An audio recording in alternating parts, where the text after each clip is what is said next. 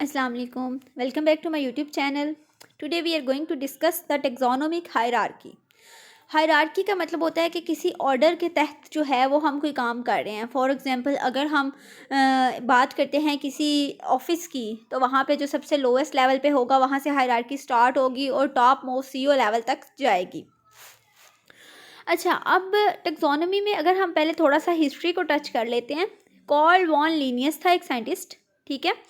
उसने ना binomial system दिया, यानी उसने कहा कि हर जो स्पीशी है उसके नाम के दो हिस्से हैं, ठीक है. अब भी उसका ये सिस्टम जो है उसको रिकॉग्नाइज किया जा रहा है. इसके अलावा वॉन लीनियस ने यह भी कहा कि डिफरेंट स्पीशीज़ जो है ना उनको हम ग्रुप कर सकते हैं उससे ब्रॉड कैटेगरी में. स्पीशीज़ फॉर एग्जांपल एक स्पेसिफिक कैटेगरी है, उससे एक ब्रॉड कैटेगरी में हम जिसको अब हम जानते हैं जीनस कैटेगरी, यानी हम डिफरेंट स्पीशीज़ को करेक्टराइज कर सकते हैं on the basis of shared characteristics. For example यहाँ पे हमारे पास एग्जाम्पल है कि हाउस फ्लाई है. अब हाउस फ्लाई के करेक्टर्स जो हैं वो दूसरी फ्लाइज के साथ भी मिलते जुलते हैं, जैसे सिंगल पेयर है विंग्स का, ठीक है, फ्लाई सब में जो. तो हम उनको क्या करते हैं कि हम उनको एक ब्रॉडर कैटेगरी में ऐड कर देते हैं, जैसे ऑर्डर डिप्टरा, यानी हाउस फ्लाई एक स्पीशी है वो दूसरी स्पीशीज़ के साथ मिलके एक ब्रॉडर कैटेगरी में आ गई.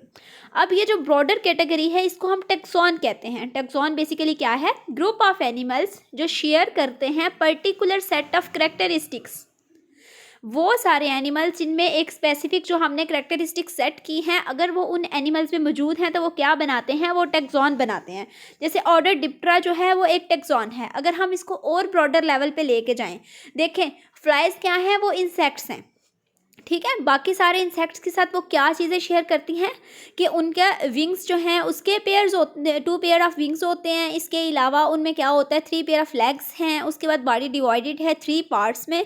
तो ये सारे करेक्टर्स जो हैं वो सब इंसेक्ट्स में सेम है. सो इन करेक्टर्स की बेस पे हम इन सब को एक ब्रॉडर कैटेगरी में रख सकते हैं, जिसे हम क्या कह रहे हैं? टैक्सॉन कह रहे हैं. अच्छा, अब हम एनिमल हायरार्की की बात करें तो ये स्पीशीज़ जो लोएस्ट लेवल है, उसके बाद genus, family, order, class, phylum, kingdom and domain. Domain is the highest level. Domain is the more broader level as compare to kingdom.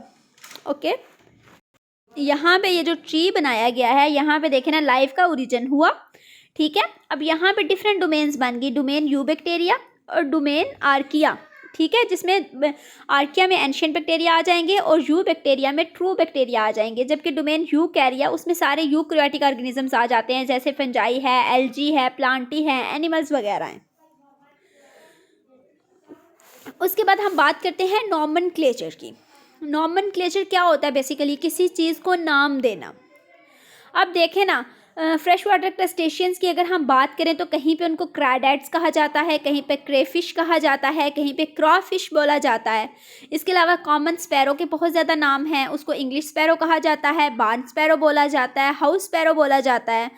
तो इससे बहुत ज़्यादा कन्फ्यूजन हो जाती है ये कॉमन नेम से. अब बेसिकली कॉमन नेम की 2 प्रॉब्लम्स होती हैं. एक तो वो वेरी करते हैं फ्रॉम कंट्री टू कंट्री और रीजन टू रीजन, यानी हो सकता है हमारे एरिया में जो हम स्पैरो का नाम ले रहे हैं वो किसी दूसरे एरिया में वो ना हो, ठीक है.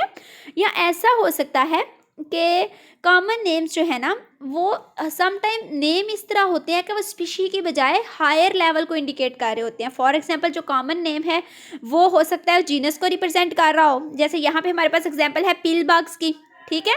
इसके अलावा different kind of cray fish हैं, उनको हम डिस्टिंग्विश नहीं कर सकते, यानी क्रे फिश की डिफरेंट स्पीशीज़ हैं लेकिन हम सबको क्रे फिश कहते हैं कॉमन नेम में, ठीक है. ऐसा क्यों है? ऐसा कॉमन नेम की मिस्टेक्स की वजह से है, क्योंकि क्रे फिश की तो बहुत ज़्यादा स्पीशीज़ हैं. तो हम बेसिकली क्रे फिश को क्या नाम दे रहे हैं? जीनस के नाम से उसको रिप्रेजेंट कर रहे हैं कॉमन नेम में. इसलिए साइंटिफिक नेमिंग करना बहुत ज़्यादा ज़रूरी है. जैसे ये देखें इंग्लिश हमारे पास स्पैरो आ गई, पैसर डोमेस्टिकस इसका साइंटिफिक नेम है, और कॉमन नेम हाउस स्पैरो है. लेकिन इसके अलावा बाकी और बहुत ज़्यादा कॉमन नेम है. इंग्लिश में इंग्लिश स्पैरो है, स्पेनिश में इसको गोरियन कहते हैं, फ्रेंच में इसका और नेम है मोनियो फ्रांस. इसके अलावा लोकल कॉमन नेम्स जो हैं हमारे पास डेनमार्क में ग्रेसपुर्व है. यानी ये डिफरेंट एरियाज़ के लिहाज से डिफरेंट नेम है इसके.